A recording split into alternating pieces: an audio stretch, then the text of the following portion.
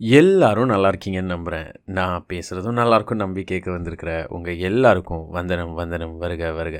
இந்த வாரம் நான் நம்ம எல்லாருக்கும் ஒரு ரிலேட்டபிளான விஷயத்தை தாங்க பகிர்ந்துக்க போகிறேன். இப்போது தமிழர்களாக இருக்கிற எல்லாருக்கிட்டேயும் நீங்கள் போய் ஒரு கேள்வி கேட்டிங்கன்னா, நீங்கள் ஒரு இடத்துலேருந்து கிளம்பும்போது, இப்போ ஒரு இடத்துலேருந்து நீங்கள் விடை பெறுறீங்க, அந்த இடத்துலேருந்து எப்படி நீங்கள் கிளம்புவீங்க அப்படிங்கிற கேள்வி கேட்டிங்கன்னா, எல்லார் பதிலும் ஒரே மாதிரி தான் இருக்கும். போயிட்டு வரேன்னு சொல்லிட்டு கிளம்புவேன், இல்லைன்னா அப்புறம் பார்ப்போன்னு சொல்லிட்டு கிளம்புவேன், இல்லைன்னா வரேன்னு சொல்லிட்டு போவேன், இல்லைன்னா.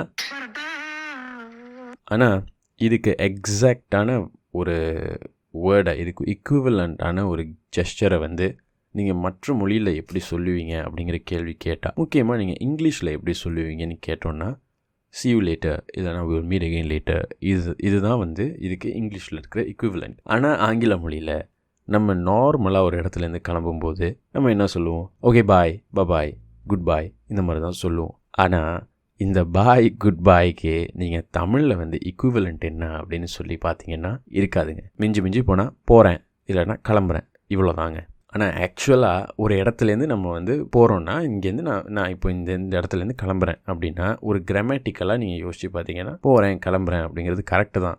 வரேன் அப்படின்னு சொல்லிட்டு போகிறது ஆக்சுவலாக கிராமட்டிக்கலி ராங். ஏன்னா வரேங்கிறதுக்கு மீனிங் ஐம் கம்மிங், நான் வரேன் அப்படின்னு சொல்கிறது. ஆனால் நம்மலாம் ஒரு இடத்துலேருந்து கிளம்பும் போது வரேன் அப்படின்னு சொல்லிட்டு போவோம். அது கல்ச்சுரலி அக்செப்டபுளாக இருக்குது. இது தமிழர் பண்பாட்டில் இருக்கிற ரொம்ப ஒரு இன்ட்ரெஸ்டிங்கான ஒரு முக்கியமான விஷயம் அப்படின்னு நான் நினைக்கிறேங்க. ஏன்னா தமிழர்களாக இருக்கிற சிறு குழந்தையிலேருந்து மிக பெரிய முதியவர்கள் வரைக்கும் அண்டர்ஸ்டாண்ட் பண்ணி ஃபாலோ பண்ணுற ஒரு விஷயம்னா, நம்ம ஒரு இடத்துலேருந்து கிளம்பும் பொழுது போயிட்டு வரேன் இல்லை வரேன் அப்படின்னு சொல்லிட்டு போகணுங்கிற ஒரு விஷயந்தாங்க.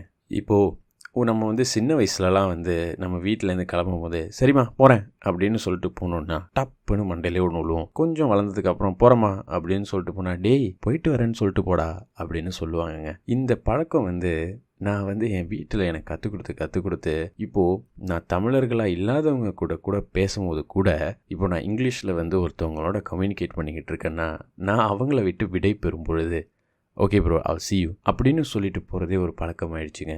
இது என்னை பொறுத்த வரைக்கும் தமிழ் மொழி என்னோடய லைஃப் ஸ்டைலையே, என்னோடய வாழ்வியல்லையே ஏற்படுத்தின ஒரு முக்கியமான மாற்றம் அப்படின்னு சொல்லி நான் நம்புகிறேங்க. இப்போ நான் உங்கள்கிட்ட சொன்னேன்னே, ஒருத்தரிடமிருந்து விடை பெறுகிறேன் அப்படின்னு, அந்த விடை பெறுகிறேன்ற வார்த்தை நான் யூஸ் பண்ணேன்னு, அந்த வார்த்தையே ஒரு அழகான வார்த்தை தான். அந்த வார்த்தையை நீங்கள் நம்ம லைட்டாக அனலைஸ் பண்ணனாலே நமக்கு தெரியும், ஏன் தமிழ் கலாச்சாரத்தில் நம்ம ஒரு இடத்துலேருந்து கிளம்பும் போது போயிட்டு வரேன் அப்படின்னு சொல்கிறோன்னு. ஏன்னா இப்போ நான் சொல்கிறேன், when I'm leaving someone or when I'm separating for someone அப்படின்னு சொல்லி நான் இங்கிலீஷில் சொல்கிறது, தமிழில் நான் சொல்கிறேன்னா, நான் ஒருத்தரிடமிருந்து விடை பெறும் பொழுது அவரிடம் போயிட்டு வரேன் அப்படின்னு சொல்வேன். அப்படின்னு நான் சொல்கிறேன்னா, விடை பெறுதல். விடைனா பிரேக்குங்க, பெறுதல்னா கெட்டிங். ஸோ ஒருத்தவங்களிடமிருந்து நான் பிரேக் எடுக்கும் பொழுது அப்படின்னு சொல்கிறது தான் ஒரு தமிழ் வார்த்தையே அமைஞ்சிருக்கு. ஒருத்தவங்கள்ட்டேருந்து நம்ம பிரிகிறோம் அப்படிங்கிறதையே நம்ம தமிழில் சொல்கிறது எப்படின்னா, ஒருத்தவங்களிடமிருந்து நான் விடை பெறும்போது அப்படின்னு தாங்க சொல்கிறோம். அதனால் நம்ம பயன்படுத்துகிற மொழியிலேயே நமக்கு ஒரு கல்ச்சுரலான ஒரு சென்டிமெண்ட் ஒன்று லேஸ் பண்ணியிருக்குங்க. இப்போது ஒருத்தவங்கள்ட்டேருந்து நீ பேசிட்டு விலகுறீன்னா விடை பெறுதல் அப்படின்னு சொல்லி அது டிஃபைன் பண்ணியிருக்குங்க. அதனால தான் கொஞ்சம் கொஞ்சமாக நம்ம கலாச்சாரத்திலேயே நம்ம கிளம்பும் போது போயிட்டு வரேன் அப்படின்னு சொல்லுவோங்க. இந்த ஒரு விஷயத்தை நான் கொஞ்சம் வளர இதை பற்றி யோசித்து பார்க்கும் பொழுது தான் எனக்கு ஒரு ஐடியா ஒன்று மாட்டுச்சு. நம்ம இங்கிலீஷில் லா ஆஃப் அட்ராக்ஷன்னு சொல்லுவோம். அதாவது எந்த ஒரு விஷயத்தை நம்ம வாழ்க்கையில் நம்ம அடையணும் அப்படின்னு சொல்லி நம்ம மனசில் ரொம்ப கான்ஸ்டண்ட்டாக நினச்சிக்கிட்டே இருக்கோமோ, அது இந்த பிரபஞ்சமே என்னடா இவன் இவ்வளோ இந்த விஷயத்துக்கு ஆசைப்படுறான் அப்படின்னு சொல்லி, இவ்வளோ இந்த விஷயத்துக்கு வேலை செய்கிறான் அப்படின்னு சொல்லி, கடவுள் அப்படின்னு நம்ம நம்புகிறதா இருந்தால் கடவுள், இயற்கைன்னு நம்புகிறதா இருந்தால் இயற்கை, பிரபஞ்சம்னு நம்புகிறதா இருந்தால் பிரபஞ்சம். ஆனால் ஏதோ ஒரு சக்தி நம்ம மனசில் இவ்வளோ நம்ம முயற்சி செய்கிறோம் அப்படின்னு சொல்லி பார்த்து வியந்து நம்ம ஆசைப்படுற விஷயத்த நமக்கே கொடுக்கும் அப்படின்னு சொல்கிறது தான் லா ஆஃப் அட்ராக்ஷன். இப்போ கூட சமீபமாக ஸ்டார் படம் வந்துச்சுல்ல, நம்ம கவின் நடித்தது. அதில் இன்டர்வரில் போடுவாங்கள்ல, the universe falls in love with a stubborn heart. பேசிக்காக அது என்னென்னா லா ஆஃப் அட்ராக்ஷன், அவ்வளோதான். ஆனால் இந்த லா ஆஃப் அட்ராக்ஷனுங்கிறது நம்ம பெரிய பெரிய விஷயங்களை மட்டும் பார்க்கக்கூடாதுங்க. நம்ம தினசரி வாழ்வியலில், நம்ம எவ்ரிடே லைஃப் ஸ்டைலில் நம்ம வந்து இன்கால்கேட் பண்ணுற ஹேபிட்ஸ், நம்ம வந்து பயன்படுத்துகிற வார்த்தைகள், இது எல்லாத்துலேயும் கூட லா ஆஃப் அட்ராக்ஷன் வேலை செய்யுங்க. இப்போது நிறையா மேனேஜ்மெண்ட் சயின்ஸ் புக்ஸ்லாம் நீங்கள் படிச்சிங்கன்னா அதில் போட்டிருப்பாங்க, ஒரு மேனேஜர் வந்து ஒரு தொழிலாளிகிட்ட பேசும்போது அவர்கிட்ட வந்து நீங்கள் எப்படி இருக்கீங்க அப்படின்னு கேட்டோன்னே அவர் பதில் சொல்லுவார், ஓகே நான் நல்லா இருக்கேன் அப்படின்னு பதில் சொல்லுவார்.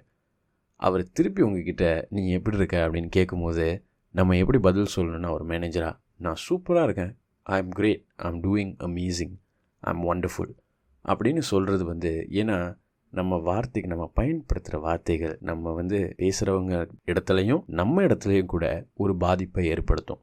ஐம் ஃபைன் அப்படின்னு சொல்கிறத விட ஐம் அமேசிங், ஐம் ஒண்டர்ஃபுல் அப்படின்னு சொன்னோன்னா நம்ம 2 பேர் மனசுலேயும் வந்து ஒரு பாசிட்டிவான இம்பேக்ட் இருக்கும் அப்படின்னு சொல்லி ஆராய்ச்சியால் நிரூபிக்கப்பட்டிருக்கிற ஒரு விஷயம். ஆனால் இந்த லா ஆஃப் அட்ராக்ஷன் மேட்டர்லாம் வந்து இப்போது சமீபமாக அறிவியல் கண்டுபிடிச்சது.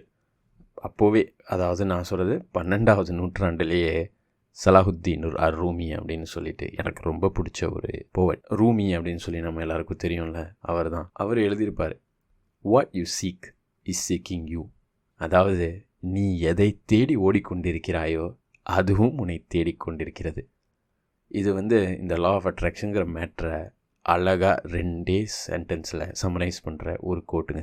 இப்போது நம்ம வந்து எப்போதும் நம்ம என்ன வார்த்தைகள் பயன்படுத்துகிறோம், எப்போது நம்ம என்ன விஷயத்தை நினச்சிக்கிட்டு இருக்கோம் அப்படிங்கிறது எல்லாமே வந்து கடவுள் பார்த்துக்கிட்டு இருக்காருங்க. எனக்கு வந்து கடவுள் நம்பிக்கை நிறையாவே இருக்குது, அதனால் நான் கடவுள் பார்த்துக்கிட்டு இருப்பாருன்னு நான் சொல்லுவேன். அதனால் கடவுளும் சரி, நம்ம ஆள் மனசும் சரி, நம்ம பயன்படுத்துகிற வார்த்தைகளை வந்து ரொம்ப உன்னிப்பாக கவனிச்சிக்கிட்டு இருப்பாங்கங்க. எனக்கு தெரிஞ்சு தமிழர் பண்பாட்டில் இந்த லா ஆஃப் அட்ராக்ஷன் அப்படிங்கிற விஷயத்த ரொம்ப அழகாக தினசரி வாழ்க்கையில் நம்ம வந்து பயன்படுத்துகிறோன்னா, ஒருத்தவங்களை விட்டு நம்ம வந்து விடை பெறும் பொழுது போயிட்டு வரேன் அப்படின்னு சொல்லிட்டு போகிறது தாங்க. இந்த கல்ச்சர் வந்து லா ஆஃப் அட்ராக்ஷன் அப்படிங்கிற சயின்ஸு தெரிஞ்சதுனால தான் தமிழர்கள் பயன்படுத்துகிறாங்க அப்படின்னு நான் சொல்ல வரல. ஆனால் நம்ம வந்து தமிழர் வரலாறை வந்து எடுத்து பார்த்தோன்னா இதெல்லாம் வந்து அவங்களுக்கு தெரிஞ்சிருக்கலாம் அப்படிங்கிறதும் வந்து ஒரு மிகப்பெரிய வாய்ப்பு இருக்குது. பட் அப்படி இல்லைன்னா கூட இந்த போயிட்டு வரேன் அப்படிங்கிற விஷயம் நம்ம எல்லாருமே வந்து கண்ணை மூடிட்டு வந்து இவ்வளோ நாளாக வந்து பின்பற்றிக்கிட்டு இருப்போம். ஆனால் கொஞ்சம் யோசித்து பார்த்தோன்னா இது வந்து வெறும் கலாச்சாரம், நம்ம தமிழர் பண்பாடு அப்படிங்கிறதையும் தாண்டி இதுக்கு பின்னாடி வந்து ஒரு ரொம்ப அழகான பெனிஃபிட் இருக்குது அப்படின்னு சொல்லி நான் நம்புகிறேங்க. அதையும் தாண்டி ஒரு தமிழனாக இருக்கும் பொழுது நம்ம தமிழில் போயிட்டு வரேன் அப்படின்னு சொல்கிறதுனால நம்ம எந்த நாட்டுக்கு தான் வந்து போய் இமிக்ரெண்ட்ஸாக வாழ்ந்தாலும், எந்த மொழி பேசினாலும் ஆட்டோமேட்டிக்காக இந்த கலாச்சாரங்கிறது ஆங்கிலத்தில் பேசும்போது எனக்கு எப்படி ஆல் சி யூ அப்படின்னு வருதோ, நிறையா தமிழர்களுக்கு அதே மாதிரி வந்திருக்கும் அப்படின்னு நான் நம்புகிறேங்க. இந்த மாதிரி சில தமிழர் பண்பாடோ கலாச்சாரமோ இல்லை நம்ம வந்து மொழியில் பயன்படுத்துகிற ஒரு இன்ட்ரிகட் நுவான்சஸோ வந்து உங்களுடைய தினசரி வாழ்க்கை, உங்களோட ப்ரொஃபஷ்னல் லைஃப் இல்லை பர்சனல் லைஃப்பை ஏதோ ஒரு விதத்தில் தாக்கியிருந்துச்சுன்னா, பாதித்திருந்துச்சுன்னா கண்டிப்பாக என்னோட பகிர்ந்துக்கங்க. இந்த வாரம் இதோட நான் உத்தரவு வாங்கிக்கிட்டு அடுத்த வாரம் உங்களை சந்திக்கிறேன். அது வரைக்கும் சந்தோஷமாக இருங்க. சந்தோஷமாக இல்லையா, ஆல் இஸ் வெல் சொல்லிக்கோங்க. நன்றி, வாழ்க வளமுடன். போயிட்டு வரேன்.